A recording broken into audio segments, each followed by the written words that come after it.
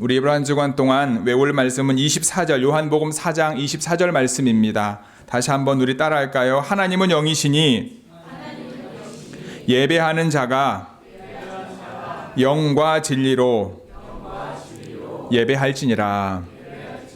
아멘. 여러분들이 잘 알고 있는 것처럼 지금 전 세계적으로 창궐하고 있는 코로나 바이러스, 이 코로나 바이러스는 국경도 없고 인종과 종교, 계층과 직업도 차별하지 않습니다.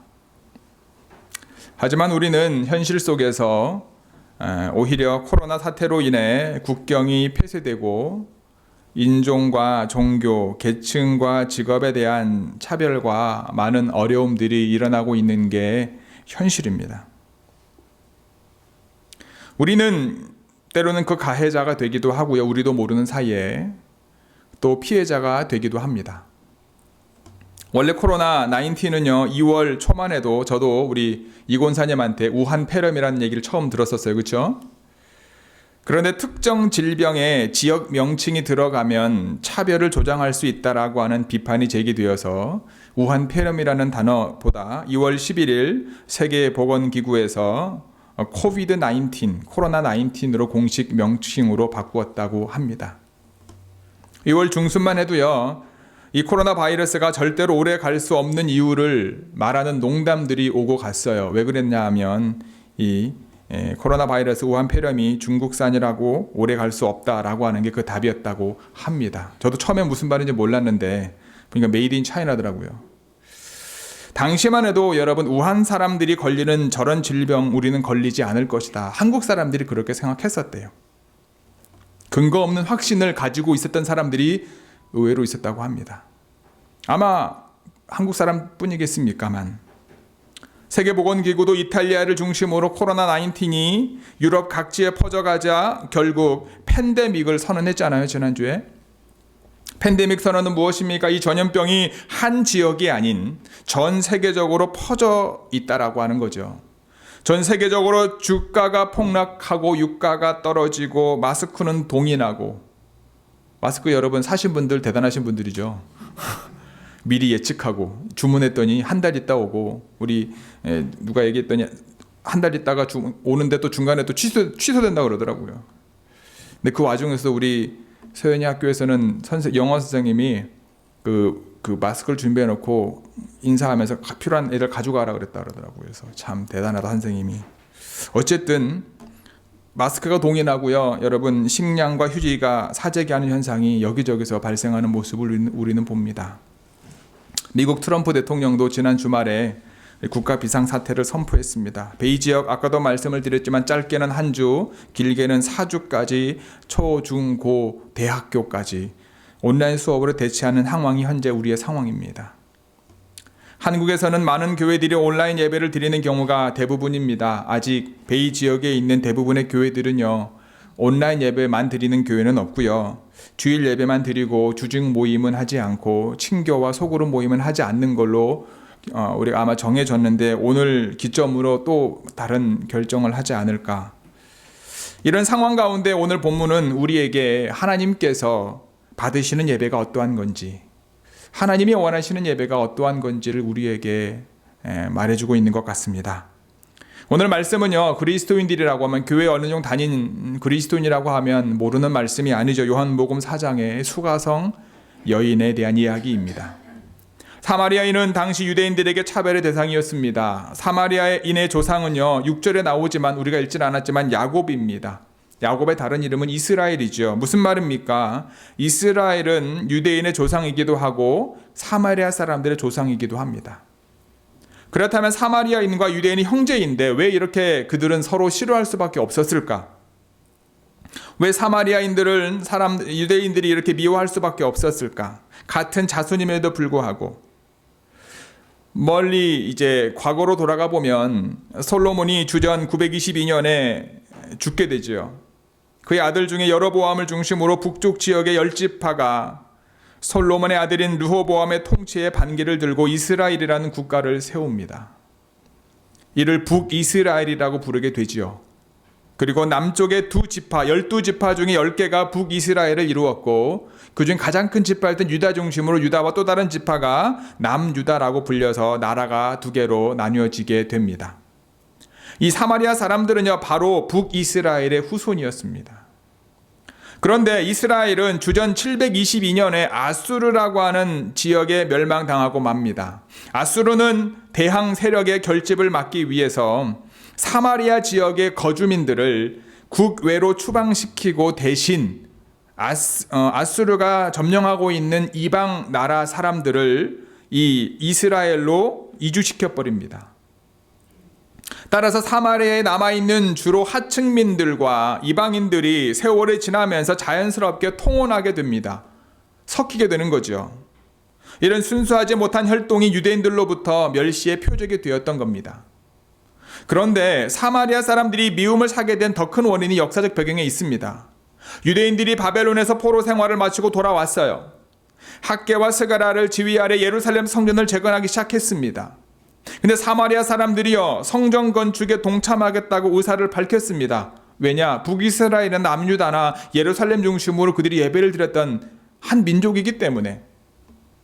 동참 의사를 밝혔지만 유대인들은 몇 가지 이유를 들어 그들의 동참 의사를 거부하게 됩니다. 그러자 사마리아 사람들은요, 그리심산에 자신들이 성전을 건축하고 맙니다. 그러자 요한 힐가누스의 지도를 받던 유대인들이 주전 128년경에 이 성전을 파괴하게 됩니다. 그러자 사마리아 사람들은 그에 대한 복수로 주후 6년과 9년 사이에 6월절 축제가 진행되는 예루살렘 성전 뜰에 죽은 사람의 피를 뿌려서 성전을 모독하는 일을 저지르게 되지요. 이후로 유대인들과 사마리아 사람들 사이는 건널 수 없는 강을 건너게 되었고 돌이킬 수 없는 상태가 된 것입니다. 요한복음 4장 9절에도 이렇게 나와 있잖아요. 유대인들은 사마리아인과 상종하지 않는다. 더구나 오늘의 주인공은 사마리아 여인입니다. 당시 랍비들의 글에 의하면요, 여자가 최대한 3번 이상 결혼하는 것이 금지되어 있었다고 합니다. 그런데 우리가 읽진 않았지만 4장 1절부터 읽게 되어지면 오늘 본문에 나와 있는 주인공인 여인 5명의 남자와 결혼한 적이 있고 6번째 남자와도 함께 살고 있는 수많은 남자들에게부터 버림받았던 여인. 원래 우물가에는요, 여인들이 모여서 물 들어와서 여인들이 모여서 마을의 정보를 공유하고 서로의 삶을 나누는 곳이었습니다. 하지만 이 여인은 자신이 그들의 가십거리가 되는 줄 알았기에 아무도 없는 대낮에 햇빛을 맞으며 우물가에 물을 길러 왔다라는 거죠. 그런데 예수님은 모든 유대인뿐만 아니라 모든 사마리아인들에게도 차별의 대상이 되었던 이 여인을 기꺼이 만나주시고 그에게 대화를 거십니다. 그녀에게 물을 달라 말합니다. 예수님은 사마리아 여인과 정반대의 위치에 있었던, 우리가 지난주에 읽었던 요한복음 3장에 나와 있는 니고데모, 유대 최고의 지성인이요 귀족이요 존경받는 이 니고데모와 대화를 나눌 때와 전혀 다름이 없이 그 여인에게 대화를 거는 모습을 우리는 발견하게 됩니다. 이야기의 주제는 먼저 예수님이 물 좀 달라 하셨으므로 물로 시작합니다. 먼 길을 걸어 수가성까지 오느라. 원래는 갈릴리에서 내려올 때 사마리아를 거치지 않습니다. 삥 돌아가요. 왜 그렇죠? 사마리아가 부정한 지역이기 때문에. 일부러 예수님은 그곳으로 가셔서 그곳에서 본인에게 주어진 일을 감당하시는 거죠. 지친 예수님은 당신이 당연히 목이 마르셨을 텐데 그 예수님께서 그 여인에게 물을 달라 한 거죠. 그런데 진짜 목마른 사람은 오히려 사마리아 여인임이 드러납니다. 그녀 옆에는 우물, 그것도 보통 우물이 아닌 위대한 조상 야곱의 우물이었습니다. 그럼에도 그녀는 원천적인 목마름을 해결하지 못했습니다. 그랬던 그녀에게 예수님께서 뭐라고 말씀하십니까? 영원히 목마르지 않을 생수를 내가 주겠다라는 거죠. 예수님과 수가성 여인의 대화의 주제가 그 다음으로 바로 예배로 넘어가게 됩니다. 오늘 읽은 본문 말씀이지요. 사마리아 여인은 예수님과 대화를 나누면서 예수님이 평범한 유대인이 아님을 깨닫게 됩니다. 어쩌면 사마리아인들이 기대했던 그 선지자일지도 모른다. 그 선지자란 신명기 18장에 나오죠. 마지막 때에 모세와 같은 선지자를 말하는 겁니다. 여인은 일찍이 모세가 말했던 것처럼 사마리아의 거룩한 그리심산 성소에서 예배하는 것이 옳은지, 아니면 유대인들의 주장처럼 예루살렘 성전에서 예배하는 것이 옳은지 예수님께 묻습니다. 우리 21절부터 22절 같이 읽어볼까요? 다시 한번 읽겠습니다. 시작.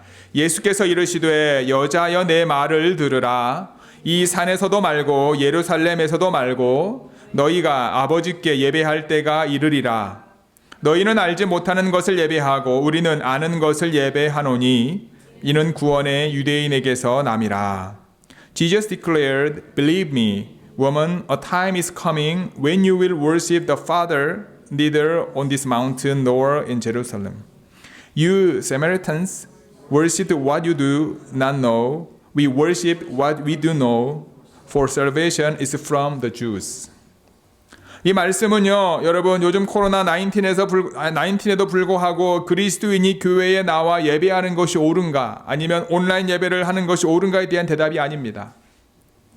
요즘 어떤 사람들은요, 정부가 코로나 19으로 인해 잠시 교회 문을 닫으라고 해도, 한국에는 이제 그런 권면이 계속 나오잖아요.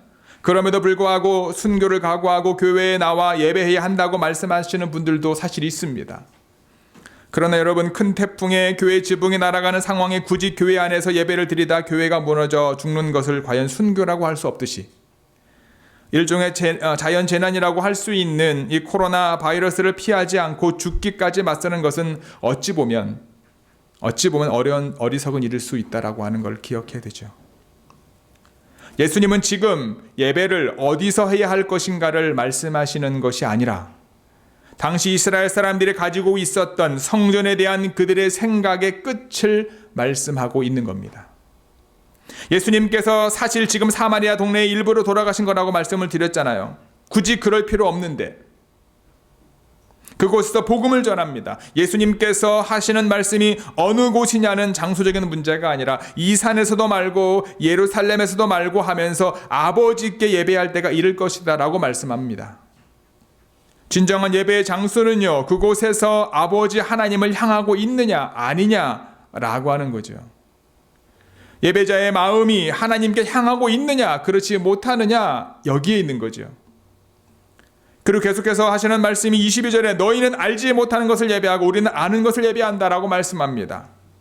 잘못된 예배의 대상을 지적합니다. 사마리아 사람들의 잘못된 예배의 대상, 그것이 문제였습니다. 그들은 그리심산에 하나님의 영광을 나타내기 위하여 그리심산을 가장 신성한 곳으로 생각하고 예루살렘은 멸시하도록 가르침을 받고 자라왔습니다.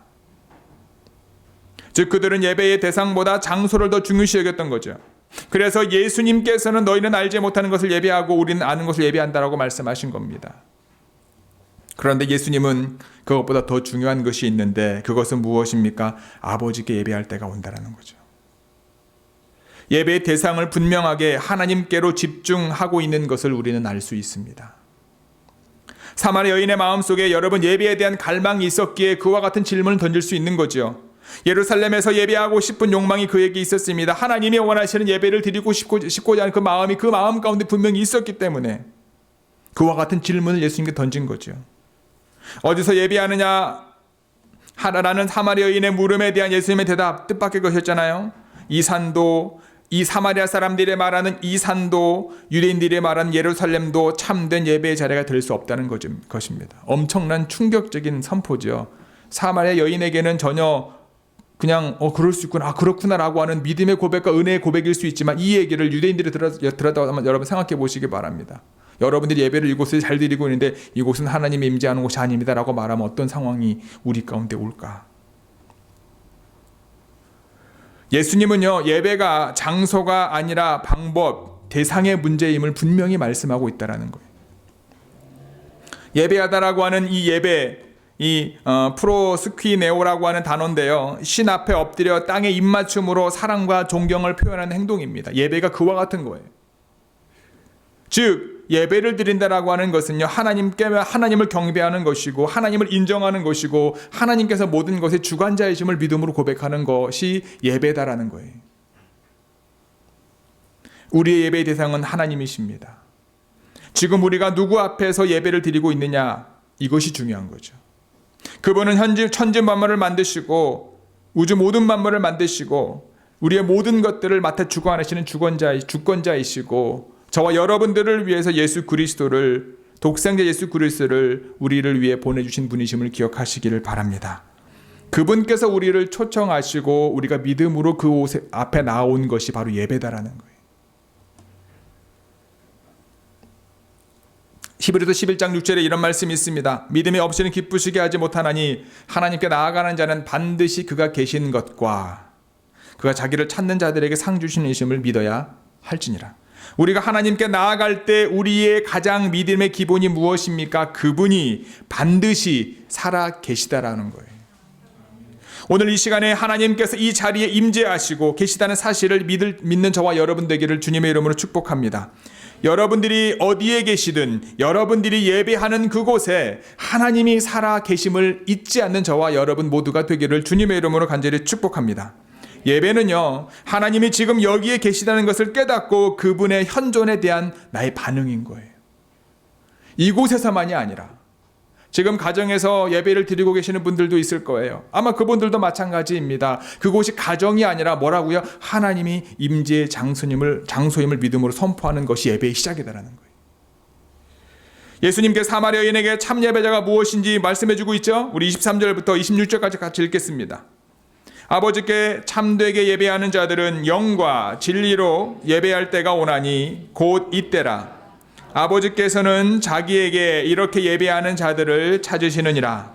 하나님은 영이시니 예배하는 자가 영과 진리로 예배할지니라. 여자가 이르되 메시아 곧 그리스도라는 이가 오실 줄을 내가 아노니 그가 오시면 모든 것을 우리에게 알려주시리이다. 예수께서 이르시되 내게 말하는 내가 그라 하시니라. Yet a time is coming and has now come when the truth worshippers will worship the Father in spirit and truth. For they are the kind of worshippers the Father seeks. God is spirit, and his worshippers must worship in spirit and in truth. The woman said, I know the Messiah, called Christ, is coming. When he comes, he will explain everything to us. Then Jesus declared, I who speak to you am he. 하나님께서 받으시는 예배는요, 영으로 드려져야 하는 예배입니다. 그것이 참된 예배입니다. 내 감정과 열정으로 드리는 예배가 아니라 내 안에 있는 영으로 드리는 예배가 참된 예배다라는 거죠. 또한 진리로 예배를 드려야 됩니다. 진리를 통해서 예배를 드리라는 겁니다. 여러분, 진리가 무엇입니까? 예수님께서 요한복음 14장 6절에 말씀하시죠. 내가 곧 길이요 진리요 생명이니 나로 말미암지 않고는 아버지께로 올 자가 없다. 우리의 예배의 통로는 누구라고요? 예수 그리스도입니다. 이 놀라운 사실을 지금 예수님이 말씀하고 있는 거예요. 누구에게? 지금 우리에게도 말씀하시지만 사마리아 여인에게.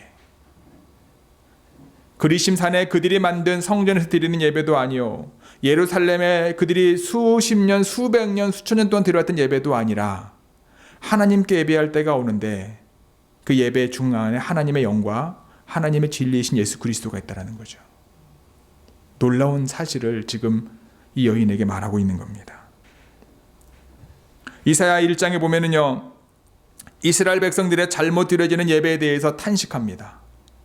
형식적으로 드려지는 잘못된 예배, 건성으로 드리는 예배에 대해 하나님은 싫어하신다라고 분명히 말씀하십니다. 오늘 본문은요, 하나님의 찾으시는 사람이 있는데 어떤 사람인지에 대해서 말해주고 있잖아요. 신령과 진정으로 예배를 드리고 있는, 영과 진리로 예배를 드리고 있는 바로 그 사람을 하나님이 오늘도 찾고 계시다라고 하는 사실입니다. 예배는 여러분 하나님을 기쁘시게 하는 겁니다. 예배는 하나님의 사랑을 경험하는 겁니다. 예배는 하나님의 사랑과 기쁨이 회복되는 겁니다. 반드시 우리가 모여야지만이 그런 것이 아니지만 우리가 모여야지 믿음 안에 내가 하나님이 원하시는 거룩함을 이루고 가고 있는지를 점검할 수는 있겠죠. 하지만 여러 가지 상황 가운데 비록 모이지 못하더라도 내 마음의 중심이 어디에 있느냐라는 거예요. 예전에는 여러분 없었어요. 뭐가 없었습니까? 한국에 보면은 여기 미국의 컨더하고 한국의 컨더랑 좀 다르긴 하죠. 한국도 이제 보통 휴가를 가게 되면 우리로 말하면 리조트를 가지 않습니까? 저도 기억나는 양평 콘도, 뭐 한화 콘도, 콘도미니엄에 여행을 가잖아요. 예전에는 없었습니다. 요즘에는요, 콘도에 뭐가 있는 줄 아십니까? 종교 시설이 있습니다. 아세요? 양평 콘도에 예배 드릴 수 있는 공간이 있고요. 그 다음에 불자들이 와서 미사가 아닌데 불공을 드릴 수 있는 공간이 있고요. 천주교인들이 미사를 드릴 수 있는 공간을 콘도에서 만들었어요. 그래서 쉽게 말하면 놀러 와서 여기서 예배 드리라는 거예요. 그래서 그 강원도에 있는 이제 제가 아는 후배들도 보면은 주일만 시간 다르게 해가지고 와서 예배를 집례하는 후배도 있어요. 그래서 야, 시대가 많이 변하긴 했구나. 근데 그게 뭐 잘못됐다는 게 아니고요. 저는 중심을 얘기하자는 거예요. 내가 노는 게 중심인지 쉬는 게 중심인지 예배하는 게 중심인지.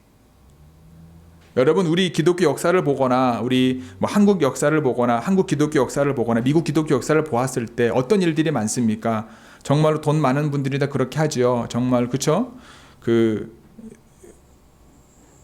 볼일 보러 사업차 갔다가 썬데이 스쿨에 애들을 가르치기 위해서 비행기 타고 와서 애들을 가르쳤던 인물들이 많이 있습니다. 어떻게든 주일날 본교회를 지키고 그곳에 와서 자신에게 주어진 작은 일에 성심성의껏 순종했던 그 많은 이들의 하나님이 주시는 축복과 은혜를 경험했던 그런 일들이 많거든요. 뭐가 우리의 삶의 중심이냐는 거예요. 모이는 것 중요하지요. 더 중요한 게 우리가 모여서 하나님 중심의 예배, 하나님이 원하시는 영과 진리로 드리는 예배를 드리지 않는 것, 또는 각각 흩어지지만 그 안에서 하나님이 원하시는 예배를 드리는 것, 뭐 극단적인 비유일 수 있겠지만 하나님이 원하시는 예배가 무엇인지를 우리에게 다시 한번 얘기해 주고 있다는 거예요. 저는 오히려 지난 금요일 날도 말씀을 드렸지만 이 코로나 바이러스가 우리의 믿음을 다시 한번 점검해 볼 수 있는 시기이겠다. 무조건 교회 와서 예배를 드리는 그런 의미가 아니라 내가 정말로 하나님을 믿고 있고 하나님을 예배하는 예배자로 살고 있는가. 내가 교회에 왔든 오지 않든 그 시간을 구별하여서 어디에서든지 하나님을 예배하고 하나님의 말씀을 듣고 읽고 그 말씀에 순종하고자 하는 내 삶의 중심이 있는지, 이것을 점검하는 아주 좋은 기회일 수 있겠다는 생각이 들더라고요. 오늘 본문에서 분명히 말씀하십니다. 하나님은 사람들을 찾고 계시다. 너무 귀한 것, 만나기 어려운 것 하나하나를 선택한다라는 뜻입니다. 만약 여러분이 귀한 보물을 잊어버렸다고 한다면 아마 온 집안을 다 샅샅이 뒤져서라도 그것을 찾기 위해 애쓸 겁니다. 하나님께서 찾으시는 예배자가 바로 그와 같은, 하나님의 찾기를 원하는 게 바로 그와 같은, 그만큼 정말 참된 예배자를 찾는 것이 쉽지 않죠. 저는 그 하나님이 찾으시는 참된 예배자, 그 하나님이 찾으시는 진리와 영으로 우리의 삶의 자리에서 매 순간 하나님 앞에 예배하는 예배자가 저와 여러분들 한 사람 한 사람이 되기를 주님의 이름으로 간절히 축복하고 기도합니다. 어떠한 상황에서도 예배를 드리기를 간절히 원하는 저와 여러분들 되기를 주님의 이름으로 간절히 소원합니다. 이제 여러분들 도전합니다. 여러분, 우리의 삶은요, 영적 전쟁의 현장입니다. 정말 정신이 없더라고요. 지난주에 저도 목회자 칼럼에 썼지만 그 사우스 샌프란시스코 코스코 갔다가 참 여기 와가지고 거의 8개월 만이 아니, 여기 여러분들도 아마 여기 사시면서 코스코에 계산하려고 30분 1시간 줄 서 있었거든요. 제 아내를 9시 15분인가 20분에 내려주고 차에 기름 넣고 갔어요. 차 댈 데가 없어요. 빙빙빙 돌다가 겨우 차 댈 데 있어서 했더니 들어가는데 사람이 쫙 줄 서 있는 게 봤더니 뭐예요? 계산하려고 줄 서 있는 거예요. 그러면서 저는 생각한 거예요. 이 사람들이 무엇을 위해서 이렇게 열심히 할까? 뭐 코로나 바이러스 때문에 두려움도 있지만 이분들이 여러분 줄 서서 이렇게 열심히 물건을 사서 집에 가져가는 이유가 뭐예요? 살기 위해서잖아요. 그렇죠? 본인이 안 죽으려고. 그걸 본 제 마음속에 여러 가지 생각이 들더라고요. 코로나 바이러스 정말 두렵긴 두려운가 보구나. 그리고 저분들이 정말 살고 싶은가 보구나. 그렇잖아요. 우리도 마찬가지인 거예요, 여러분. 만약에 정말로 우리 가까운 누군가 그렇게 하면 우리 마음속에 그런 마음이 들잖아요. 근데 더 중요한 게 뭔가라는 거예요. 우리가 늘 이야기하는 영혼 구원에 우리의 마음에 늘 고백을 하고 있고 하나님이 관심을 갖고 있는 게 영혼을 구원하는 건데, 하나님 이 기간에 저희들 가운데 작지만 하나님을 바라보고 하나님의 은혜를 찾고자 하는 그 믿음이 조금이라도 들어갔으면 좋겠다라고 하는 마음이 제 안에 들더라고요. 여러분들 마음속에 저는 늘 기도합니다. 하나님, 이 시간에 우리 특별히 좋은 교회 성도님들 마음속에 불안해하지 않게 하옵소서. 하나님이 주시는 평강과 은혜가 있게 하옵소서. 코로나 바이러스가 내 코앞에 온다 할지라도 이들 마음속에 두려워하지 않고 하나님의 은혜를 소망하고 주님을 바라보게 하옵소서. 하나님을 예배하는 것을 절대 놓지 않게 하옵소서.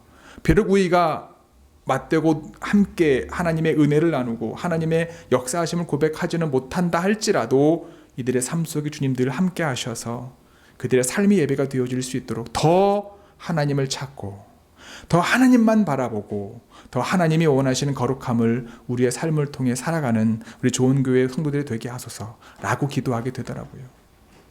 한 가지만 더 말씀을 드리고 마무리를 하려고 합니다. 지난 금요일 날 새벽 예배를 나왔어요. 우리 박일희 집사님이 몸이 안 좋다고 그래서 목사님 아무래도 못 올 것 같다고 알았다고. 그래서 아침에 새벽에 항상 그 시간에 일어나니까 그때 제 아내도 이제 못 일어나서 혼자 그냥 운전하고 교회 왔어요. 그리고 6시에 와서 7시까지 기도하고 있다가 그리고 난 다음에 갑자기 트윈픽을 가야 되겠다. 그래서 트윈픽을 갔습니다. 7시에 새벽 예배 끝나고. 사람들이 많지 않더라고요. 뭐 운동하는 사람, 자전거 타고 가는 사람, 정말 부지런한 사람들 많더라고요. 랜턴 끼고 랜턴 들고 걸어다니는 사람 무지무지 많더라고요. 그리고 난 다음 트윈픽 가서 뭐 했는 줄 아십니까? 트윈픽을 가니까 다 보이잖아요. 샌프란시스코가. 그리고 거기 보면은 그 샌프란시스코 맵이 나와 있거든요. 그리고 찾아봤어요. 샌프란시스코 주민이 한 890만 명 됩니다. 890만 명 중에서 한국 사람이 5만 5천 명이라고 나오더라고. 2017년 통계에 의하면. 그냥 잠시 저는 기도했습니다. 하나님, 이곳에 하나님의 자녀들이, 하나님을 믿지 않은 자녀들이 있는데 그들 마음속에 하나님의 은혜가 임하게 해달라고 도시를 위해서 잠시 기도했어요. LA 가보면 여러분 그린피스 천문대가 있습니다.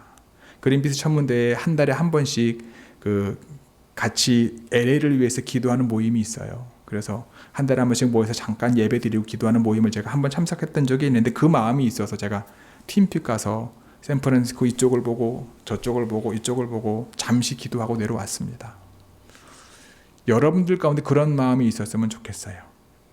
세상의 풍조가 나날이 갈리고 그리고 상황으로 인하여 내 마음이 때로는 불안하기도 하고 그것에 대해서 내가 가만히 있으면 안 되는 것처럼 보일 때도 있지만 하나님이 주시는 은혜로 이 순간에도 영혼을 구원하고자 하는 마음과 하나님이 원하시는 예배자로 서고자 하는 신앙의 고백이 저와 여러분들 삶의 중심 가운데 있게 되기를 주님의 이름으로 간절히 축복하고 간절히 기도합니다. 기도하시겠습니다. 우리 오늘 말씀을 기억하면서요, 우리 각자가 하나님 앞에 고백과 결단의 기도를 드리기를 원합니다. 먼저 하나님, 내가 하나님께서 찾으시는 영과 진리로 예배를 드리는 예배자입니까? 라고 물으셔요. 그래서 주님이 주시는 마음 갖고 하나님, 우리 연약함을 주님 앞에 고백하고 내가 교회에 나와서 예배를 드리고는 있었지만 정말로 하나님의 임재를 경험하지 못했던 연약함을 드리시고 하나님 다시 한번 이 어려운 시기에 우리의 삶의 모든 순간 모든 자리에서 하나님만을 예배하는 예배자로 서게 하여 주옵소서. 여러분 각자가 하나님 앞에 고백하며 나아가기를 원합니다. 함께 기도하시겠습니다. 사랑의 아버지여, 우리의 삶을 주관하시는 아버지, 이 시간 우리의 삶을 돌아봅니다. 하나님, 어렵고 힘든 이 시기에 정말로 아버지 하나님, 우리를 돌아보고 내가 정말로 하나님의 말씀을 붙잡고 살아가는 그리스도인인지를 점검합니다. 세상의 풍조는 나날이 갈리고 아버지 하나님, 우리의 마음을 불안하게 하는 것들은 더욱더 많이 우리 삶 가운데 오지만 하나님, 우리의 믿음 잃지 않도록 주여 함께하여 주시고 살아계시는 그 하나님만 바라보고 믿음 가운데 나아가는 저희들 모두 되어질 수 있도록 하나님 역사하여 주시옵소서. 하나님, 코로나 바이러스로 불안 떨고 있는 모든 이들의 마음을 주님께서 붙잡아 주시고 그들 마음 가운데 은혜 더하여 주셔서 하나님의 은혜를 이 기간을 통해 깨닫게 도와주옵소서. 하나님, 살고자 애를 쓰는 그들에게 그 영혼이 살 수 있는 놀라운 예수 그리스도의 능력이 임하게 하여 주옵소서. 저희 좋은 교회 모든 지체들 이 어려운 시기 함께 믿음으로 승리하게 하시고 하나님이 원하시는 예배자로 서게 하시며 하나님이 원하시는 교회, 그 교회의 공동체가 되어줄 수 있도록 주님 함께해 주시옵소서. 주인 도와해 주시옵소서. 주님, 살아계셔서 역사하셔서 우리의 삶을 주관하시는 아버지, 이 시간 간절히 기도합니다. 저희들 가운데 성령의 은혜를 더하여 주셔서 하나님, 영과 진리로 하나님만을 예배하는 우리의 삶의 모든 순간순간이 하나님 앞에 드려지는 예배가 되어질 수 있도록 주님께서 역사하여 주시고 인도하여 주옵소서.